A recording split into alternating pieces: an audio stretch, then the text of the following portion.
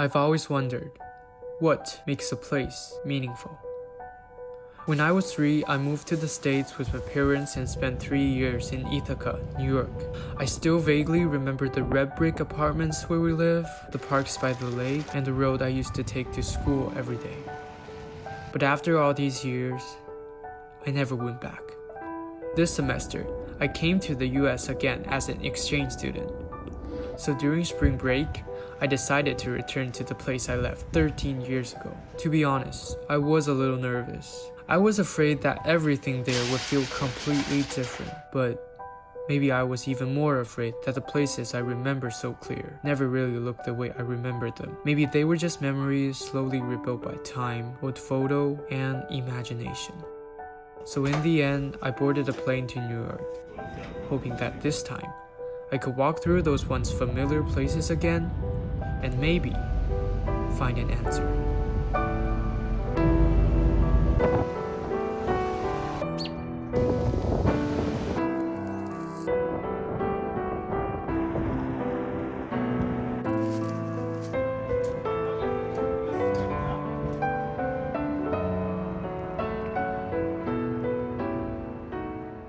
This mall is called The Shops at Ithaca Mall. It used to be the biggest shopping center around here. Back then, our family was really lucky. We lived right across the road. So after school or on weekends, I would ask my parents to bring me here. There used to be a huge inflatable castle inside. I don't know if they're still here, but let's go inside and take a look.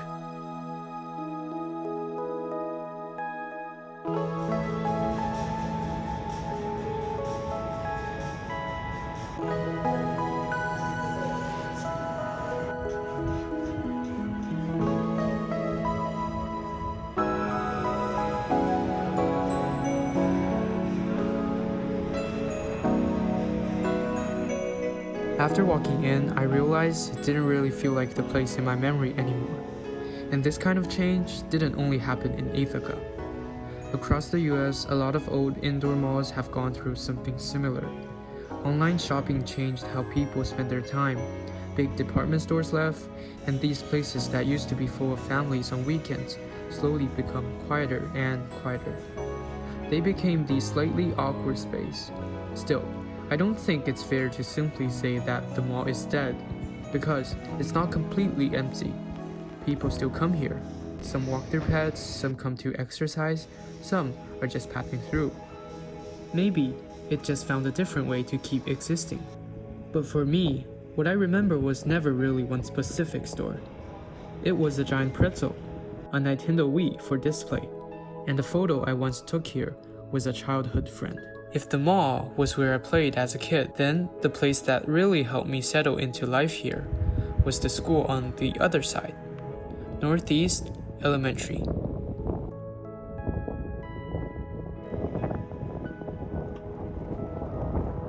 The next afternoon, I came to Northeast Elementary. This was where I went to pre-K, kindergarten, and first grade. Before coming here, I was actually kind of nervous because malls, parks, and streets are places you can just walk into, but a school is different. So before the trip, I sent the school an email, not really expecting much. To my surprise, they said yes, and even more unexpectedly, my kindergarten teacher, Mrs. Becker, was still working here. When I walked into the school, the memories didn't come rushing back all at once. It was more like they were being woken up little by the photos. A hallway, a classroom door, a wall. If I only look at the present, I probably wouldn't say that anything happened here. But when the scene in the old photos started to overlap with what was in front of me, those blurry memories slowly came back together. Having just fun photos. But yeah, I tend to keep a lot of them. Yeah. Because I'm actually retiring. It's kind of sad. At first, I thought these photos only meant something to me. But when Mrs. Becker flipped through them one by one, I suddenly realized they were just some records of my childhood. The kids in the photos had grown up, they had left. But for the teachers, those photos were also years of their own lives. After saying goodbye to Mrs. Becker, I kept walking around the school, trying to find where some of the old photos had been taken. When I got close to the auditorium, a teacher reminded me I couldn't take photos freely inside the school. I explained that I used to be a student here, and I only came back to find the places in my childhood photos. When I showed him the picture, he looked at them for a while and then suddenly smiled, because he realized that he was actually in one of the group photos. Later, he called over a few other teachers who were also in those photos. Everyone gathered around the photo from more than 10 years ago. In the end, we took a new group photo together. For a moment, I felt like the photo wasn't just showing the past. It was somehow bringing the people from the past back into the present. Of course, not all of my school memories were this quiet. This is our playground, and I really remember this slope. Every summer, the teachers would lay down a big sheet of plastic here and pour water and soap all over it. And then the student would wear swimsuits and slide down from the top. Back then, it felt so exciting. But looking at it now, it doesn't even seem that high, right? Still, at that time, it felt like the most fun thing ever. And over there is the school entrance. It's 3 o'clock now, and the school ends at 2. Every day after school, the teachers would bring us to the entrance and wait with us until our parents come to pick us up. After leaving the school, I decided to walk once more in the direction I used to take home every day, because school was where I spent my days, but what really made up my everyday childhood was the red brick apartment complex in Cayuga Heights. This is a street near my old apartment. Every morning, I will carry my backpack and walk towards the intersection, but I don't know when exactly. One of those mornings became the last time I ever walked down this street.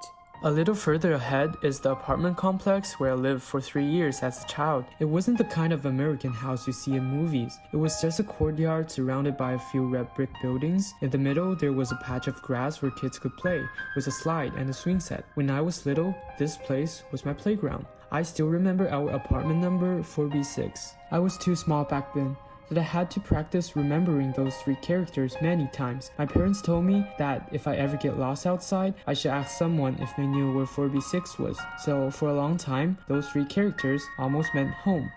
But I realized that this place felt different from the school. The school seemed to still be carrying some kind of memory forward, but here it felt like time was just placed right in front of me.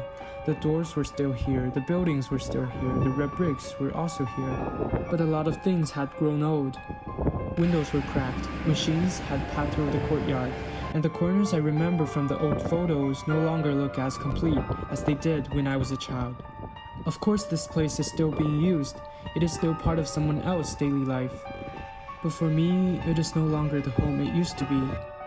I used to think that important memories had to happen in special places, but after coming back, I realized that the things I remember most clearly were actually the nameless places.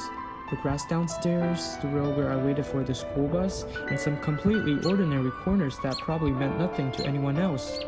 They never warned me that one day would be the last time. It was just that one day I never left from here for school again.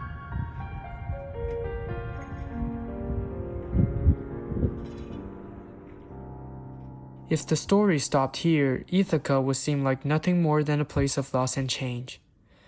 But I know it was more than that.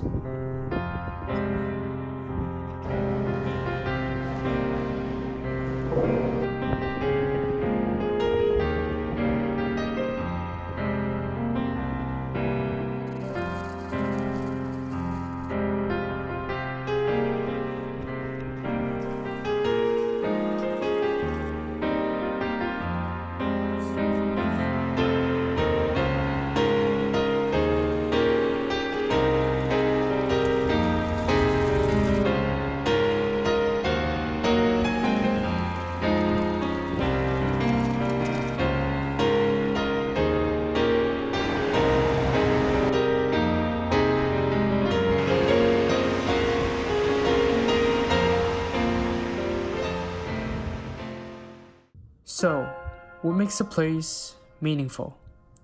After coming back, I don't think it's just the buildings or the scenery, or even the memories themselves, because memories can be wrong, and photos can only show one angle of a moment. Some places really were different from how I remember them.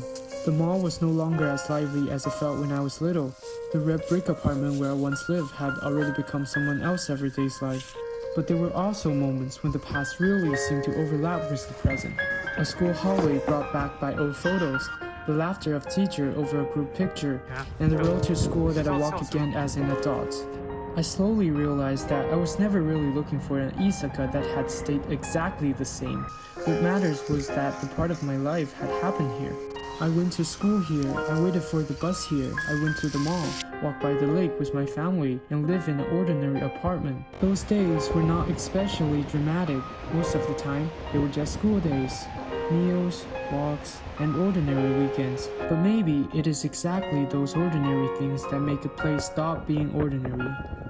I didn't get the past back, but I confirmed that it was real.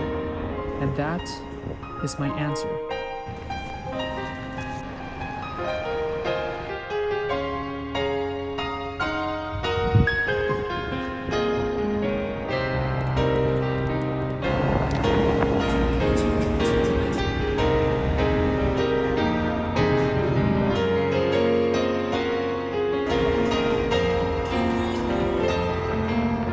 I wonder.